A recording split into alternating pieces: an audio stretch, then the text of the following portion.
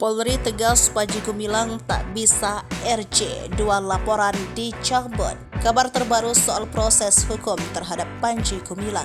Polri membenarkan adanya pencabutan laporan soal kasus penistaan agama yang menyeret pimpinan pondok pesantren Al-Zaitun tersebut.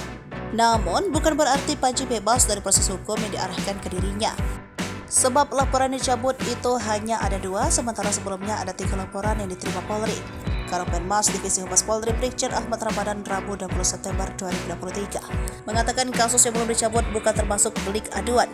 Maka dengan demikian tidak masuk kategori yang bisa selesai dengan restoratif justice.